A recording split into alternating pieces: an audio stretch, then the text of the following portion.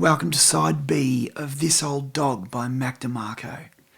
Released in 2017, this is such a quirky and endearing collection of songs. I just love every track on this album. As I said in part 1, it's all very simple. Most songs feature only one, maybe two chord progressions, and there's only like 2 guitar solos throughout the album. No tricky time signatures or syncopated riffs. However, DeMarco's often unique chord voicings and unexpected changes really do set his strummy, dreamy folk pop apart from the herd. Many tracks on this album feature heavily modulated organ sounds, wildly warbling in and out of tune with his barely tuned acoustic guitar. And for whatever reason, production techniques or instrumental limitations, the songs are rarely in concert pitch or at A440 Hz. This is an important point because I haven't adjusted my tuning in this video. I figure that would be really annoying for anyone trying to play along, to have to retune for every different song. But that's exactly what you're going to have to do if you want to play along with Mac's originals. Anyway, all those tunings as well as capo positions are all notated on my transcriptions, which as usual you can find over at soundslice.com. Not a sponsor. So please thumb in a like, hit subscribe, and let's get strumming. The opening track on side 2 is Dreams from Yesterday, Mac's favourite track from This Old Dog. The song is a half step sharp in the original recording, but I'm in concert here.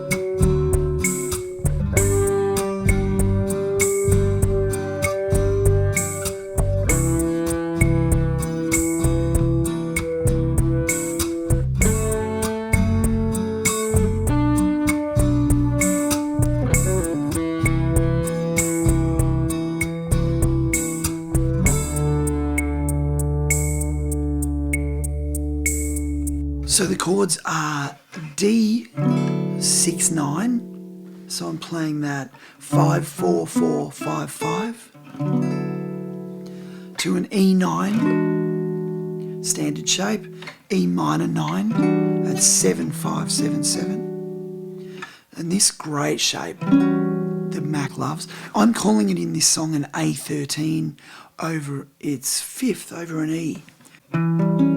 That's 7-5-6-7 from the E minor 9. It's just a great little change from the E minor 9 to that A13. And back to a D. Then the verse ends back on the D6-9. The chorus starts on the E9. Then he does a full A13. So that's like 5-7-5-6-7-5. Then Mac uses one of my least favourite shapes, an A minor 7 played like that. That's 5-7-5-5-5-5. I just find it really hard to bar that properly. It'll use a lot of pressure. To a D9, then a G minor at the 3rd fret, to one of my favourite chords ever, a C9 with a sharp 11. So that's 3-2-3-3-2.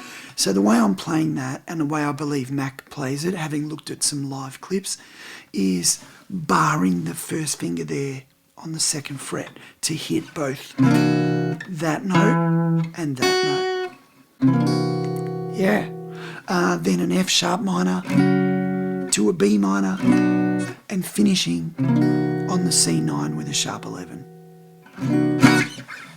And the strumming throughout is basically There's like a backbeat on every 2 and 4. 1, 2, 4, 2, 4.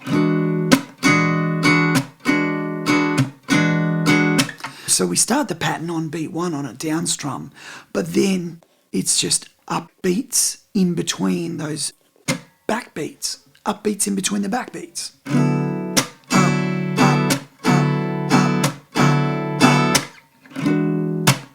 Yeah. I've used the free version of Melda Productions' M Vibrato to get that wonky organ sound out of my Maiden Master sound.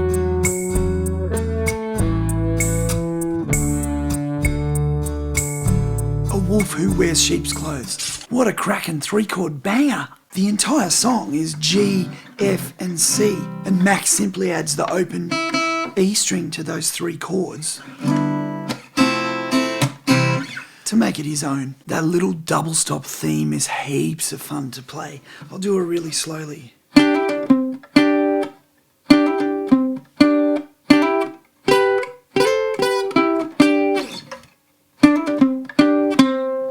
So 12 and 12 on the D and G, hammering onto 14 on the D, and pulling off again.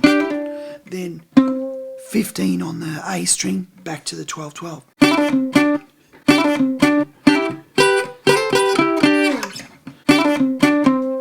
And of course the song features a rare but tasty little guitar solo on the outro. When you try it, be sure to look out for those little staccato phrases to make it sound just right.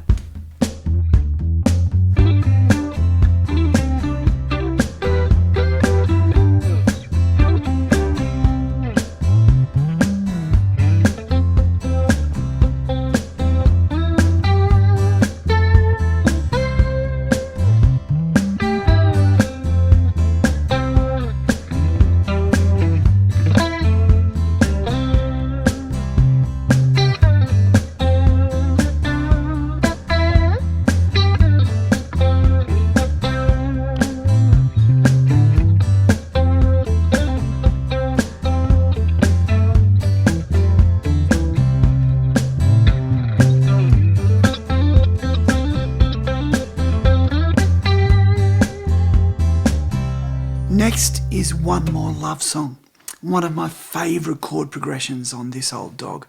It's basically a 4-5-1 in A minor, so that means the 4 chord in A minor, which is D minor, the 5 chord, which is E7, and then the 1, A minor.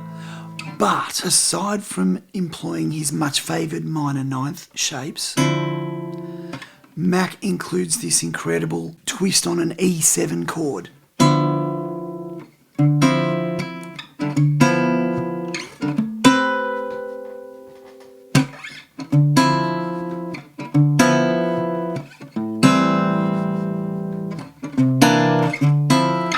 That's great. What a wonderful chord progression.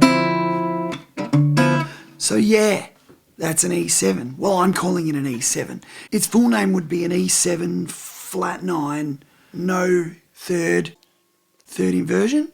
That just means he's kind of playing the chord upside down with the 7th in the bass. But the bass guitar is playing an E note at that point, giving it its root note, its E7 root note. So the inversion is academic, really. But let me bore you with just a tiny bit of theory.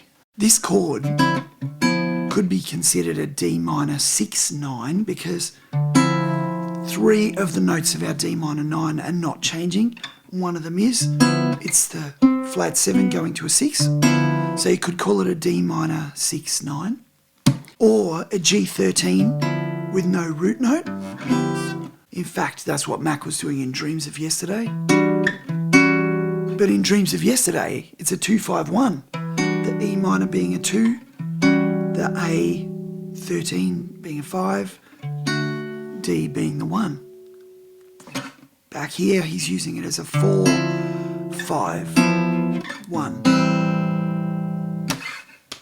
Very clever. What's not to love about music theory? On the level, this is a tricky one. For a start, it doesn't feature any guitar, and every live clip shows Mac and his band starting it on a B minor. but the recording is closer to B flat minor. It's kind of in between those notes. But mostly it's the washy, pitch modulated keys that make it really difficult to achieve close enough sounding voicings on guitar. But here's what I've settled on. A B flat minor 9 played as 6, capo 1, this finger's on the 6th fret, or the 5th from the capo. I'm going to call it the 6th. 6, then nothing on the A string, then 6, 6, open, open, or 1, 1. Then we've got an E flat 6 with an add 4. So all I'm doing there is going 6, 5, open, open, or 1, 1. Then we've got this weird change to an E major 7. And that sounds nice playing like that. 7, 6, 4, 4. No open strings in that one.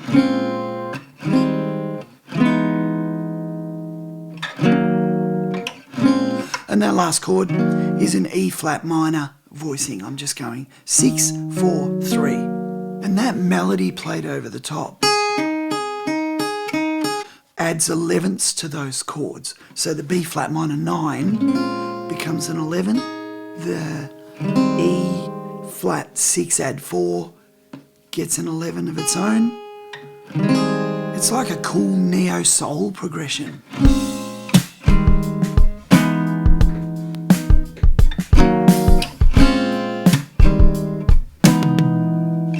It's great. And then there's that wrong note in the final run of the melody.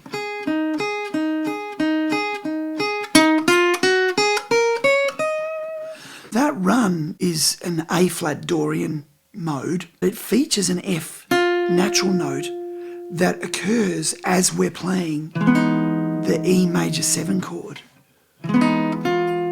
If I play those together and let you hear it sustained, terrible sounding, but it's gone in an instant. Yeah, I love shit like that.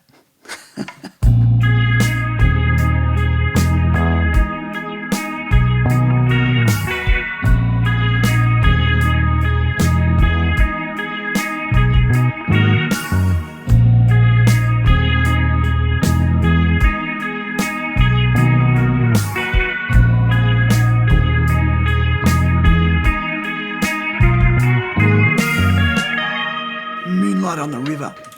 Beautiful and haunting.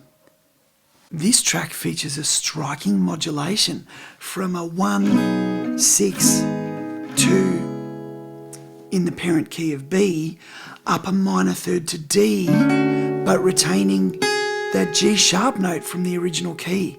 It's quite jarring. It gives me this unsettling feeling leading into the chorus of the song.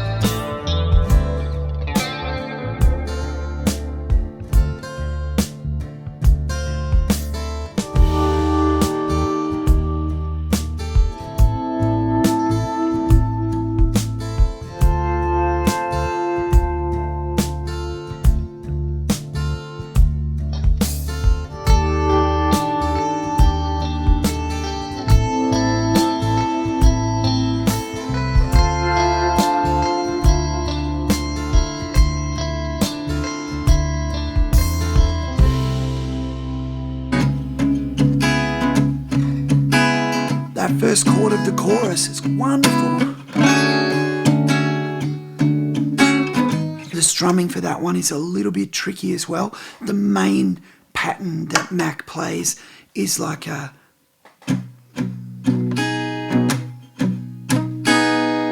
so I'm counting that as 1 and 2 E, 3 and 4 E. Yeah, it's all about where you hit the low strings and where you hit the treble strings, the high-pitched strings.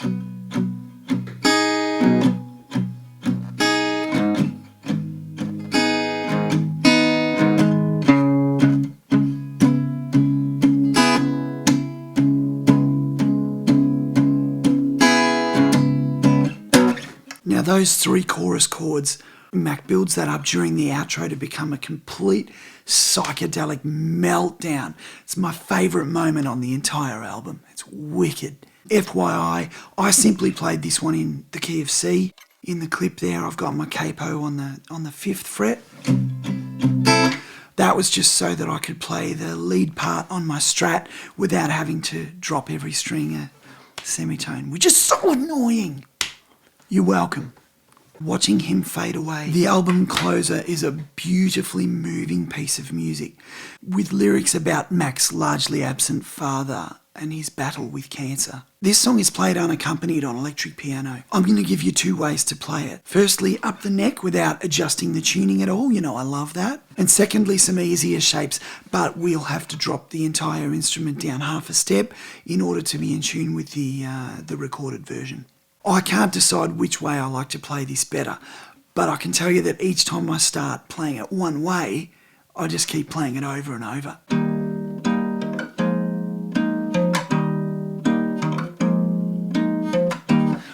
They're just wonderful sounding chords, aren't they? So that's basically, what's that, an E flat chord, and then we go to an F minor chord, but retaining 2 of the notes out of the E flat. The way I'm playing that is 11, 10, 8, 8. It's all on the top 4 strings, this section. 11, 10, 8, 8, 13, 11, 8, 8. It's a bit of a stretch. It's a bit of a stretch, that shape. Now, the other thing that's going on here is the rhythm. You'll notice I'm playing a fingerstyle. So the chords are just 1, 2, 3, 4, 1, 2, 3, 4. But the bass goes 1, 2, and 3, 4, and 1, 2, and 3. So I'm playing those separately. Okay, the pre-chorus is a couple of 2/5s. We start on a G minor 7, 10, 8, 10 on the A, D and G strings to a standard C7 bar chord shape, but we're only playing on the top 4 strings. Then the exact same thing moved back 2 frets. So an F minor 7, that's 8, 6, 8, to a B flat 7. Same thing, same shape as the C7. 6, 8, 6, 7. Then we go into the chorus of the song, which starts exactly the same as the verse. The E flat, F minor with some E flat notes in it. Then we do an A major 7, which is on the A string 11, then 10 on the D, 12 on the G. Then back to that G minor 7 shape we used in the pre-chorus. And that's the entire chorus.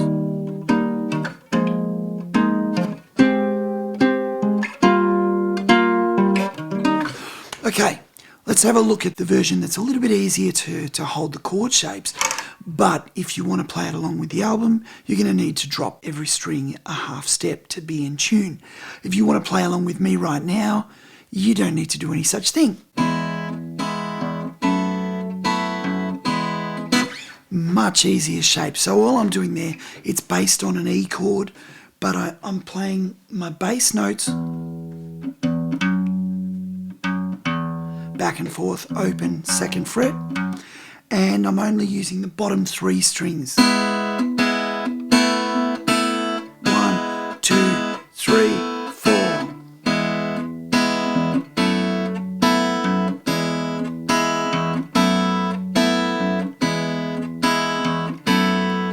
Simple and sounds perfect. All right, our pre-chorus is a G sharp minor 7, 4. I'm skipping the A string, 4, 4, 7, to a C sharp 7, standard voicing, starting on the A string, 4, 6, 4, 6. Then the same thing down 2 frets, F sharp minor 7. So that again.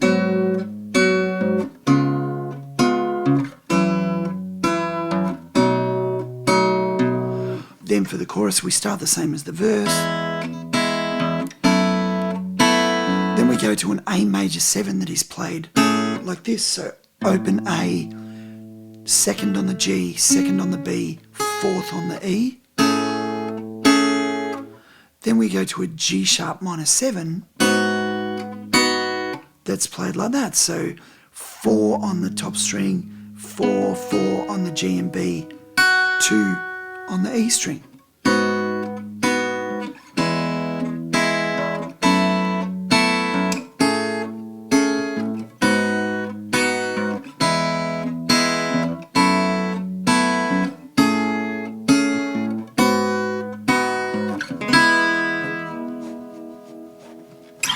Yeah, man.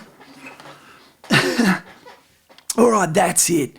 That's the whole album done. I apologise for my voice. As you may know, I underwent a vocal fold augmentation a couple of weeks ago, and it hasn't quite healed up yet. I don't know how to use it. It feels weird. But it'll come back. We'll be good. Or I'll learn Tom Waits songs. All right. Thanks, guys. Don't forget to love it.